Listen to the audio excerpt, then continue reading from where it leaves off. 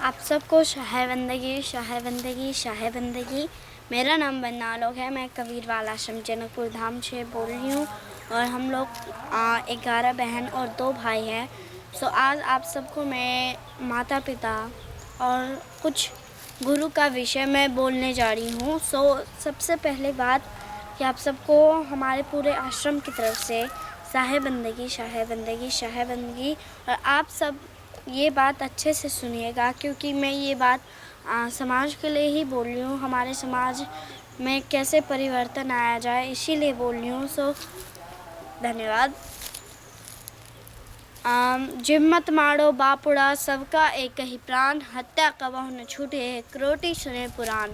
हमारे गुरु कहते हैं कि कभी भी किसी का प्राण नहीं लेना चाहिए, नहीं तो धरती पे इंसानियत का कमी हो सकता है।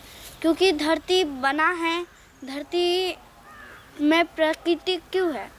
ताकि हम मनुष्य भोजन कर सके। अगर धरती में ऑलरेडी प्राकृतिक उपलब्ध है, प्राकृतिक भोजन उपलब्ध है, प्राकृतिक वायु उपलब्ध है, प्राकृतिक जल उपलब्ध है, लेकिन तो हम क्यों किसी का प्राण लेके खाते हैं? उनको भी पीड़ा होता है, उन्हें भी महसूस होता है। इंसान और जानवर में सिर्फ 2 बातें की कमी है कि जानवर में उनका शरीर अलग होता है और उनका भाषा अलग होता है, नहीं तो हर एक चीज़ सेम होता है। जैसे कि हमारा भावना है तो उनके पास भी उनका भावना है, वो भी बोलते हैं, हम भी बोलते हैं, उन्हें भी दर्द होता है, हमें भी दर्द होता है। लेकिन हम मनुष्य अपना इंसानियत भूल के उन जीवों को काटते हैं, मारते हैं, खाते हैं, लेकिन वो जीव कुछ नहीं बोल पाते हैं। हम लोग जब छोटे होते हैं तब हमारे अंदर कोई ज्ञान नहीं होता, हमें गुरु ज्ञान देते हैं, तभी हम समझते हैं कि क्या किया जाए, क्या अच्छा है, क्या बुरा है। लेकिन हम मनुष्य पढ़ लिख के भी कुछ कर नहीं पा रहे हैं, इस समाज के लिए कुछ नहीं कर पा रहे हैं। इसीलिए पढ़े लिखे लोगों के लिए भी ये संदेश है कि जीव को मारना बंद कर दीजिए। क्योंकि हम लोग जीव को तो शौक़ से खाते हैं कि हाँ मेरे पास पैसे है, मैं खाऊंगा, मेरे को मीठा लगता है, चाहे मेरे को खट्टा लगता है, कुछ भी हो। लेकिन हम सिर्फ अपने स्वार्थ के लिए किसी का प्राण ले लेते हैं। वो तो जीने आया होता है। सबसे पहली बात, हमें किसी का प्राण लेने का कोई अधिकार नहीं। मनुष्य को चाहे कोई भी जीव को भी किसी का प्राण लेने का कोई अधिकार नहीं। इसीलिए मैं ये बात आप सबको समझाना चाहती हूँ कि प्लीज़ आप लोग जीवों का हत्या करना छोड़ दीजिए। क्योंकि जितना हम जीवों का हत्या करेंगे, जितना हम रीति रिवाज बनाएंगे जीवों को काटने का, मारने का, उतना हमारे धरती से इंसानियत जाएगा।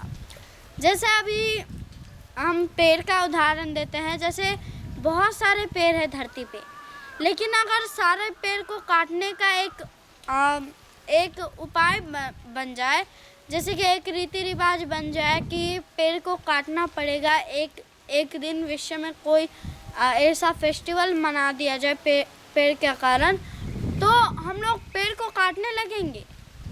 ऐसा तो नहीं है। मनुष्य के पास दिमाग क्यों है? ताकि वो दिमाग लगा के अच्छा और बुरा में फ़र्क कर सके, क्या अच्छा है और क्या बुरा है उन दोनों में फ़र्क कर सके। लेकिन हम मनुष्य जो दुनिया में पढ़ाया जा रहा है, क्या उल्टा पढ़ाया जा रहा है, क्या सीधा पढ़ाया जा रहा है, कुछ नहीं समझ रहे। बस इतना है कि हम पढ़ाई कर रहे हैं, इसमें हर एक चीज़ ज़रूरी है। ऐसा नहीं कि आपके लाइफ में हमेशा अच्छा ही होगा, आपको बहुत सारी मुसीबतों का सामना करना पड़ेगा, तभी जाके आपके लाइफ में कुछ अच्छा होगा। लेकिन हम मनुष्य क्या करते हैं, सोचते हैं कि हमारा लाइफ तो एक छोटा सा नॉर्मल लाइफ है, लाइफ मिली है तो एंजॉय करेंगे। लेकिन एंजॉय करने से पहले ये भी समझो ना, चुपचाप ज़िंदगी जी के जाने में, अपना पहचान बना के जाने में बहुत ही ज़्यादा फ़र्क है। इसलिए मनुष्य को हम ये अनुरोध करते हैं कि गुरु को भी बोलिए, अगर गुरु कोई गलती करते तो उन्हें भी बोलिए कि गुरुजी, पर हमारे रीति रिवाज में ये है कि कोई भी जीवों का, चाहे कोई भी किसी का प्राण लेने का किसी को अधिकार नहीं। अपने गुरु को भी बोलिए, जब वो बोल रहे होते हैं कि मांस मछली खाना पड़ता है, उससे दम मिलता है। अरे ये भी सोचिए कि जब ही हम उन जीवों को काट देते हैं, उसी वक्त उनका क्षमता चला जाता है। उनका 30% में से क्षमता सिर्फ और सिर्फ 5% बचा रहता है।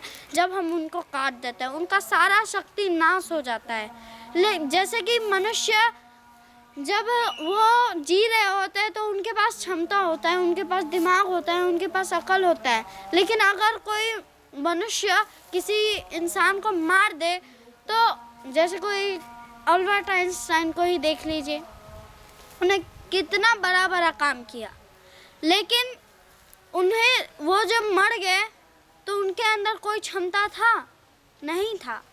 उनके अंदर कितना विश्व का पूरा ज्ञान था, लेकिन जब वो मर गए तो उनका सारा क्षमता उसी के साथ चला गया, लेकिन उनका नाम बना रहा। क्यों?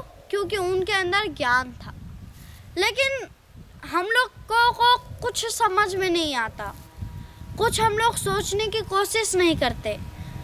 अल्बर्ट आइंस्टाइन और भी बहुत सारे साइंटिस्ट जो कि शुद्ध शाकाहारी थे, लेकिन हम मनुष्य क्या करते हैं, बोलते हैं कि अल्बर्ट आइंस्टाइन शाकाहारी है तो हम क्या करें, दुनिया में सब लोग खाते हैं उनको जाके बोलो।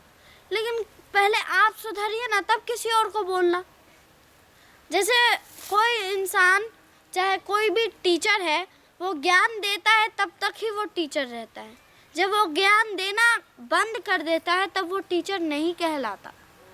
उनके अंदर से जब पूरा ज्ञान चला जाता है तो कोई उनको पूछने नहीं आता कि पानी चाहिए, कुछ चाहिए, नहीं पूछने आता।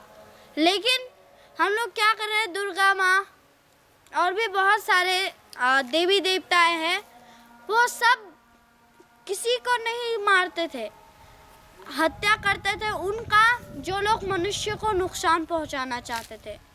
इसलिए हम लोगों को शाकाहारी बनना है, क्योंकि कोई भी भगवान ऐसा नहीं है जो कि मांस मछली खाता था। हर एक भगवान मांस मछली नहीं खाता था। गौतम बुद्ध, क्रिश्चियन, जितने भी भगवान हैं, कृष्णा और भी सारे भगवान हैं, उन सब ने मांस मछली नहीं खाया। लेकिन हम लोग क्या कर रहे हैं, उनके ही नाम पे लाखों करोड़ों संख्या में एक फेस्टिवल बना के हम जीवों का हत्या किए जा रहे हैं। हम लोगों का इंसानियत खोता जा रहा है धरती से। जितना साग सब्जी में फ़ायदा है उतना फ़ायदा किसी चीज़ में नहीं है। 5% मिलता है जीव हिंसा में, लेकिन उससे हम कर क्या लेंगे? उतना 5% शक्ति से हमें हो क्या जाएगा? कुछ नहीं। लेकिन उनका प्राण तो हम छीन लेंगे, उनका अधिकार तो हम छीन लेंगे। लेकिन अगर हम ही मनुष्य बहुत सारे जीवों को खाना खिलाएंगे, आशीर्वाद हमें मिलेगा, उसी आशीर्वाद से हम हर एक काम कर सकेंगे। सबसे पहली बात कि हमें किसी का प्राण लेने का अधिकार नहीं है। धन्यवाद।